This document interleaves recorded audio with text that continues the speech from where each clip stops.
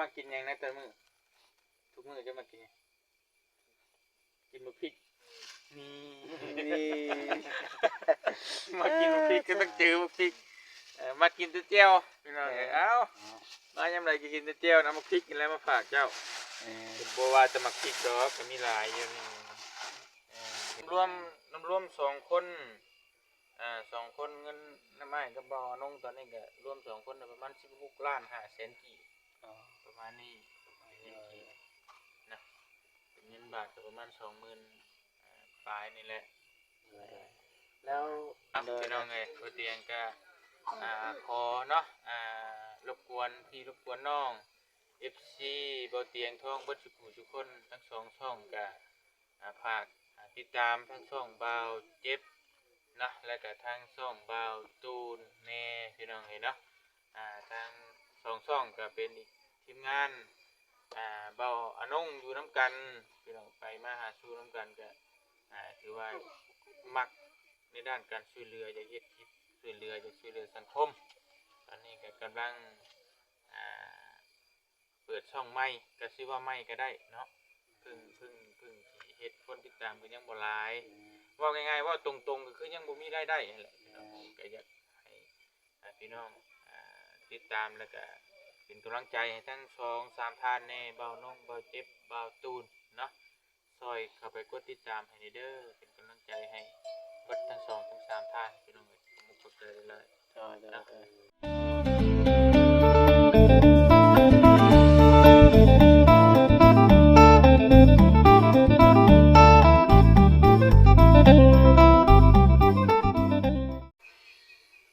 ทักทายสบายดีเนาะทีมงานเฮาก็มาฮอดบ้านน้องวายมาหาน้องสลีกับทีมงานเฮาบ่าวตูนเนาะทักทายสบายดีเด้อเบิดทุกคนเนาะวันนี้เฮาก็มาหาน้องสลีเก่าเนาะแม่นไม่ได้ว่าทักทายน้องเลยสบายดีสบายดีโดยสบายดีบ่เจ็บมีหยังสิถามบ่มื้อนี้ก็บ่มีหยังหลายก็มาหาน้องคือเก่ามาลิ้นน้ำน้องนะมาเยี่ยมมายามพี่น้องเอ้ยได้มาหลายเทื่อก็กันบ่ได้มา 2-3 มื้อคือว่าสิคิดฮอดแน่แต่บ่รู้ว่าน้องสลีได้ฮอดเฮาอยู่บ่เนาะทีมงานเฮาเนาะแม่อยากถามน้องเกี่ยวกับเงินที่อ้ายเตียงกับอ้ายอนงเพิ่นมาให้นี่ได้เท่าใดแล้ว10 ปลายนี่ฮู้บ่มันเท่าใดแบบจำนวนเป็นตัวเลขบ่คันบ่ฮู้ก็ทีมงานเฮาสิเชิญอ้ายเตียงทองเพิ่นมาเว้านำกันเนาะแม่นเอาอ้ายเตียงทองเชิญมานี่เชิญมาโดสบายดีเด้อสบายดี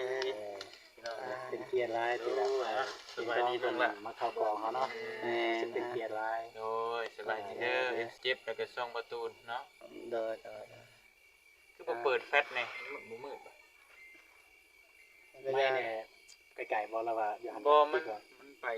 ไกลอยู่ในบ่สิโดยบ่เจ็บบ่ได้ใช้บ่บ่ได้ใช้มันบ่คืนบ่คืนมันบ่ได้ไม่ได้ซื้อโทรศัพท์ใหม่เย็นมันคุณบ่รองรับแม่นไม่แต่ว่าซื้อโทรศัพท์ใหม่ถ้าโทรศัพท์เราเจ็บก็ผิดพลาดทางเทคนิคนิดนึงไมค์มันบ่ได้พี่น้องเอ้ยอยากถามให้จังได๋ก็เข้าประเด็นเลยอยากถามเกี่ยวกับเรื่องกับเงินนี่นะเฮ็ดเป็นชื่อที่น้องเพิ่นนี่บ่แม่นเพราะว่าน้องเพิ่นบ่จักสิอธิบายนะก็อยากให้อธิบายให้นะรวม2คน2คนเงินน้ำไม้กับบ่อนงตอนนี้ก็รวม2คนประมาณ16ล้าน5แสนกีบประมาณนี้นะเป็นเงินบาทก็ประมาณ 20,000 ปลายนี่แหละแล้วเงินจำนวนนี้เนี่ยได้นำ FC กับจักคนกับได้มานำภายในนะทางบ่าวนงก็ประธานนึงน้ำไม้ก็ประมาณ2ประมาณ3คน3คนพร้อมเข้ากันเนาะแม่กันผู้เล็กผู้น้อยผู้หลายนั่นแหละก็หลายคนอยู่ทางอ้ายก็มี2-3คน4คนผู้หลายตะกี้ก็ผู้เล็กผู้น้อยเพิ่นพากมาแล้วให้ก็ซื้อเครื่องซื้อของให้เพิ่นนั่นนี่นะผู้ละ1,000 บาทผู้ละนี่นะแล้วก็ตัวรวมซื้อที่แท้ๆนั่นแม่นประมาณ2คนประมาณนี้ก็สิได้อยู่ประมาณนี้แหละ ว่าเรื่องชื่อที่นี่ก็ยังบ่ฮู้ว่าสิได้เท่าใดเนาะตอนนี้ก็ได้ว่ามันตกอยู่ราคาเท่าใดนะทางเบิ่งอีกเทื่อนึง แล้วนะสมมุติในกรณีว่าอ้ายเราจะทีมงานแบบหาซื้อที่บ่ได้สินะเงินจำนวนนี้จำนวน10ปลายกว่าล้านนี่สิเฮ็ดจังไดต่อคือสิมอบให้น้องเลยบ่ แม่ ว่า มีแต่เพราะว่ามันเป็นเงินของน้องเพิ่น อ๋อ เงินจุดประสงค์ผู้ใหญ่เพิ่นคืออยากช่วยน้องเพิ่น โดย ถึงแม้จะบ่ได้ที่เงินจำนวนนั้นก็ต้องเป็นของน้องเพิ่น โดย และเฮาสิเฮ็ดแบบใดให้น้องเพิ่นก็จังว่ากันอีกเทื่อนึง โดย แต่ว่าที่แน่ๆเงินน้องเพิ่นอยู่แล้ว10ปลายล้าน16ล้านแต่ว่าแต่ที่ประเด็นสำคัญในใจเฮาก็คืออยากได้ที่นะมันสำคัญนะ โดย เฮาหาจนหลายเดือนหลายปีไปมันยังบ่ได้อยู่ก็แม่นจำเป็นแล้วต้องเอาเงินให้น้องเพิ่นมอบให้น้องเพิ่น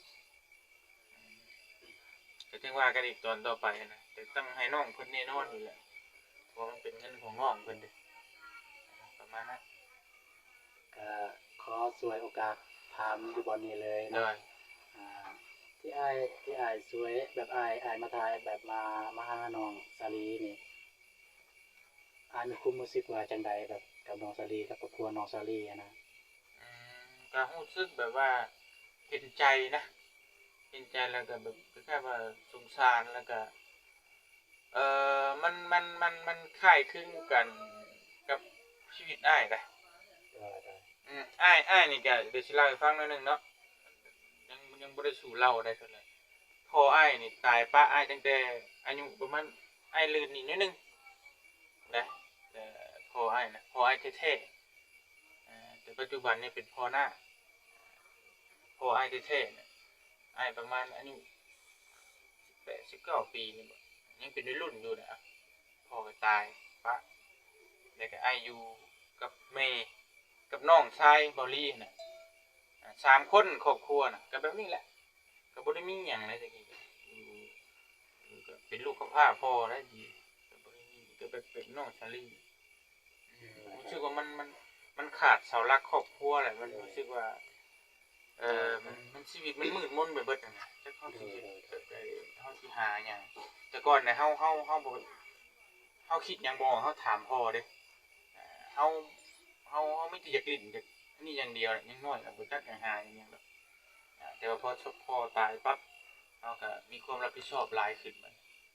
เฮาต้องเฮ้ยต้องมีหยังก็ต้องเฮาเด้อันบ่เตียงก็เป็นอ้ายหมู่เด้มีน้องชายคนหนึงมีแต่เฮาบัดหาเงินหาคำต้องแบกรับภาระแบบน้องสาลีนี่เลยเฮาว่าสิหาเงินมาจะใช้มาเลี้ยงน้องมาซื้อแนวกินให้แม่ตามสิน่ะแบบเดียวกันเลยแบบแล้วบ่เตียงเนี่ยยังเป็นผู้ชายเป็นน้องสาลีเป็นผู้หญิงมันก็เลยแบบโอ้ให้เพิ่มเลเวลกันไปอีกว่ามันให้ยุ่งยากแท็กซี่หาไปมันคำมาเล่นน้อง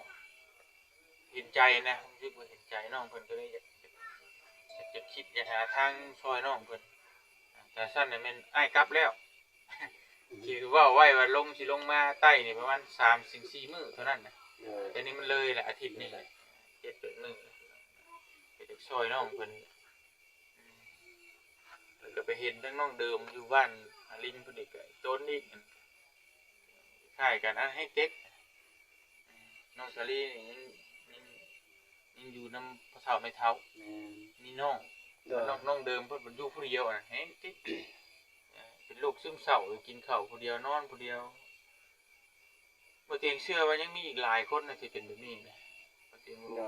เห็นแล้วก็โคตรฮู้ใจก็เลยอยากช่วยน้องเพิ่นอย่างน้อยเนี่ยลงมารอบนี้ก็คิดว่าอยากหาที่ให้น้องเพิ่นได้ก่อนพอได้ที่ได้ทางแล้วก็จังว่ากันนะเป็นเรื่องอื่นก็จังว่ากันให้มันมีแนวได้ก่อนนะให้น้องเพิ่น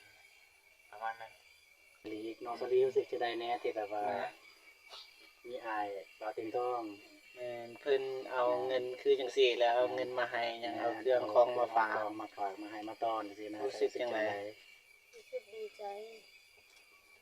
เบิดซุมนี้ เว้าเลยแบบแต่ว่าแบบ อยากฟังแบบน้องเราจากใจเลยแบบเราเลย รู้สึกดีใจหลายเขาจะมีไอ้แป้งทองในตัวบ่มีฮอดซันนี่บ่ได้จับเงิน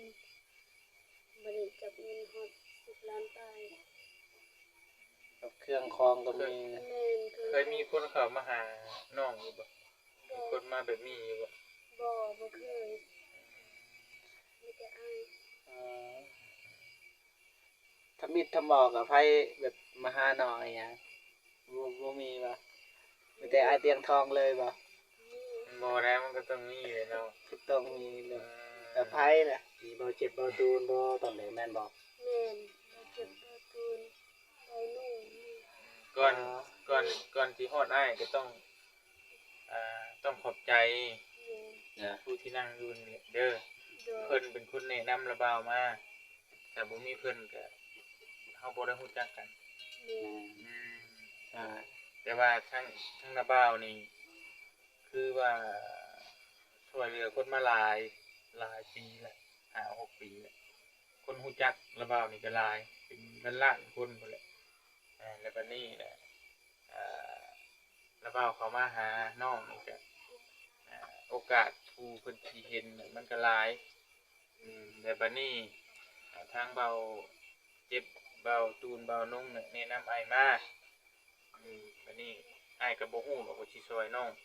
ได้หลายได้น้อยซำใดแต่ก็อย่างน้อยก็ช่วยได้พอได้เข้าถึง ประมาณนึงเด้อ ดีใจหั่นน่ะอ้ายคิดไว้ซำนั้นแต่ถ้ามันได้ฮอดที่ฮอดทางนี่ก็อ้ายก็ถือว่าเป็นบุญของน้องเนาะสิได้อ้ายก็บ่รับประกันว่าสิได้หรือบ่ได้แต่อ้ายสิพยายามให้มันได้เด้อ โดย แต่ว่าผลสำเร็จถ้ามันได้ที่ดีเนี่ยโมเมนต์ของอ้ายผู้เดียวเป็นของเบิดทุกคนบ่เจ็บบ่ตูนบ่นุ่งเนาะที่พานำพามาต้องขอบใจเบิดทุกคนเด้อ โดย อ่า เขาก็ใจเบาตูนเบาเจ็บเบานุ่งที่พาให้แจ้งบ่ฮู้จักกับน้องขอบใจหลายๆและทุกท่าน ผู้ใหญ่ใจบุญนำ และผู้ใหญ่ใจบุญ เดี๋ยว ขอให้สุขภาพแข็งแรงขอให้ร่ำให้รวยมีโชคให้มานสาธุ อุ้ยอวยพร เป็นน่ะเด้ ไม่ช่องค่อยยังบอกทุกเทื่อเด้อนี่แน่นอนฮัดเอาเด้อแบบนี้แหละต่อไปผู้ใหญ่สิเอาหยังให้ก็ได้แต่ต้องขอบใจเพิ่นมันเป็นมารยาททางสังคมอ้ายคือกันเพิ่นเอาของให้อ้ายก็ขอบมุกขอบใจคือกันเบิดนั่นแหละน้องไปโรงเรียนน้องฮู้อยู่ดอกน้องฮู้อยู่ดอกแต่ว่าต่างแค่ว่าอาจจะยังบ่เคยอวยพรมันก็ยังเว้ายากเนาะ แต่เขาก็ต้องฝึกไปเขาก็ต้องคอยเรียนรู้ไปมันเป็นหยังดอกได้เท่านี้ก็ถือว่าโอเคแล้ว อันนี้ก็คือการสนับสนุนการคือการสนทนาเนาะ นะ เบาเจ็บมีเนี่ยเบาเจ็บมีเนี่ยสารบ่ บ่มีหยังมีแต่สิเอาเครื่องมาฝากเล็กๆน้อยๆน้องเพิ่น แม่ แต่ว่าป้าอยู่ในรถอายนะยันว่าเอาบ่ได้มีแต่ ได้ อายก็ ไปรถมีคนอยู่รถอยู่ แม่น ให้ไปเอาให้บ่ให้ไปเอาให้เด้อ บอกว่าพวกน้องไปเอาก็ได้ นะผมเป็นหยังมีหยังถุงหยัง ทุ่งชูชีพอะนะโดยสอง ถุ ทุ่ ง ง ถุงบ่ อ่ะคือว่าเป็นภาระอายคือเก่าแล้วให้อายไปเอาไปรับไปส่งเครื่องเนาะ โอ้ให้น้องคนบ่ แม่นเครื่องนี่ก็บ่แม่นเครื่องพวกน้องดอกเครื่องเบานุ่ม เพียงตัวเบา เพิ่นแบ่งให้ จะมากินหยังนะแต่มื้อทุกมื้อจะมากินหยังกินบ่พริกนี่ นี่ มากินบ่พริกก็ต้องเจอบ่พริกมากินแต่แจ่วพี่น้องเอ้า มายามใดก็กินแต่เจียวน้ำมะพริกกินแล้วมาฝากเจ้าบ่ว่าจะมักพริกดอกก็มีหลายอยู่นี่เนาะครับไปจัดเสื้อผ้าแล้วก็ปลากระป๋องนี่ก็เป็นนัวใส่หน่อยเสียบหน่อยใส่หลายเสียบหลายใส่เกลือจะใส่หลายนี่จะเป็นไตเข้มนี่ข้าวเจ้านี่เนาะโอ้นี่ข้าวเจ้าพ่อหมูกินนี่เนาะ แต่ก็จริงมีดิตัวมักอย่างหนึงคือนี่ตำที่ก็ลูกชิ้นบ่พอดีเลยนี่ลูกชิ้นของไอ้ที่ว่าอ่ะครับไว้ อะไรอ่ะ นี่ก็คงทั้งประตูนคล้ายๆคือกันนั่นแหละเนาะ เด้อ ขอบใจเพิ่นตบมือเพิ่นเด้อ โดย อืม ขอบใจเบาเจ็บกับเบาตูน น้อย เอ่อ เบาหนึ่ง ขอบใจ FC เพิ่นนำ และ FC ทุกท่านทุกคนขอบใจที่ช่วยเหลือน้องขอให้สุขภาพแข็งแรงนะเด้อให้ร่ำให้รวยโชคให้มาน เด้อ สาธุ เด็กอันไปได้นกมือน่ะเดี๋ยวน้องนั่งใหม่ก่อนนั่งดีๆนั่งดีๆบ่ให้นั่งไปขี้เอานั่งไปขี้ก็ได้แต่ว่าไปได้น้องนกมือเด้อประมาณนี้บ่ให้เอาบังหน้า ให้ เด้อ ปากนะได้ โอเค เอามา เอาลองไหมไม่ ลองไหม ขอบใจเบาตูนเบาเจ็บเบานุ่งและเบาเตียงและ FC ทุกคนที่ช่วยเหลือน้องขอบใจขอให้สุขภาพแข็งแรงให้ร่ำให้รวยโชคให้มานเด้อสาธุ เยี่ยม เยี่ยม ดีลายแบบนี้แหละ อันนี้ก็คือคำอวยพรและคำขอบใจของน้องซารี่พี่น้อง แม่ แต่ว่าสุดท้ายสุดนี้ก็อยากจะขอ อยากวอนทั้งเตรียม แม่อยากวอนFC คือเก่าพี่น้องFC ของเราเต็มกองคือเก่าพี่น้อง โอ้ ให้มาถึงทองเว้าพี่น้อง ฝากซอง ปากซองพี่น้อง โห เอ้ย พี่น้องเอ้ยตัวเตียงก็ขอเนาะรบกวนพี่รบกวนน้อง FC บ่เตียงท้องบ่ทุกคนทั้ง2ช่องก็ฝากติดตามทั้งช่องเบาเจ็บนะแล้วก็ทางช่องเบาตูนแน่พี่น้องเอ้ยเนาะทาง2ช่องก็เป็นทีมงานเบาอนงอยู่นํกันพี่น้องไปมาหาสู่นํกันก็ถือว่ามักในด้านการช่วยเหลืออยากเฮ็ดคลิปช่วยเหลือสังคมตอนนี้ก็กำลังเปิดช่องใหม่ก็ชื่อว่าใหม่ก็ได้เนาะเพิ่งที่เฮ็ดคนติดตามก็ยังบ่หลายว่าง่ายๆว่าตรงๆก็คือยังบ่มีรายได้นั่นแหละเนาะก็อยากให้พี่น้องติดตามแล้วก็เป็นกำลังใจให้ทั้ง2-3ท่านแน่เบาน้องเบาเจ็บเบาตูนเนาะซอยเข้าไปกดติดตามให้เด้อเป็นกำลังใจให้วัดทั้ง2-3ท่านพี่น้องผมกดเลย ขอบใจหลายๆขอบใจหลายๆขอให้อายมีสุขภาพแข็งแรงปราศจากโรคภัยไข้เจ็บและร่ำรวยยิ่งๆขึ้นไปเด้อสาธุเด้อ โดย น้องก็รู้สึกว่ายังก็คือแบบมันตื่นตันในใจนะเอ้ยคือแบบมันไล่ความรู้สึกก็ได้ความรู้สึกในใจเฮาอยากบอกหลายอยากบอกแต่ว่าก็คือเว้ายังบ่ออกทำแต่ว่าจังซี่คืออยากใส่ยังอยากยังก็บ่ยังก็แล้วแต่อายสามารถเอิ้นหาน้องได้เลยแต่ว่าน้องบ่สามารถเว้าเป็นคำเว้าได้แต่น้องสามารถตอบแทนด้วยการกระทำเพื่ออาย ก็บ่มีหยังได้ดอกจุดประสงค์ที่ว่าอยากมานี่ก็มันคืออยากช่วยทั้งน้องๆเนาะอยากให้มีรายได้ทั้ง YouTube แล้วก็อยากให้ก็ให้มีแหละให้มีรายได้ที่สำคัญมันคือรายได้แล้วก็อยากให้มีการติดตามแล้วก็อยากให้มีผู้ใหญ่ใจบุญที่ว่ามองเห็นแล้วก็ได้ช่วยเหลืออยากให้พี่น้องมีเวียกมีงานเฮ็ดว่าซั่นซะว่าง่ายๆจ้ะเรื่องที่ว่ารบกวนหยังก็ถ้าง่ายบ่มีหยังรบกวนนอกจากอย่างเดียวคือให้พาไปนั่นไปนี่กับการสื่อสารเพราะว่าน้องเป็นคนท้องถิ่นจะรบกวนเท่านั้นแหละ ยินดีอ่ะ โดย ก็บ่ได้มีหยังดอกเนาะก็ช่วยกันเนาะว่าไงคือน้องช่วยให้ก็ช่วยน้องช่วยกันไปช่วยกันมานี่แหละให้ก็ขอบใจทั้งน้องๆทุกคนคือกันที่ต้อนรับเป็นอย่างดีเนาะว่าไงก็ถือว่าต้อนรับดีหลายแนะนำดีทุกสิ่งทุกอย่างถือว่าดียอมรับผมขอบใจหลายๆเนาะไปแต่มีว่ายังอีกบ่ ก็ประมาณนี้แหละเพราะว่ามันก็ดึกแน่ ทุกคนก็ไม่แต่ว่าสิได้สีข้อตัวกลับกันเด้อเนาะวันนี้ก็อยากดึกแน่แล้วประมาณจักโมงนะ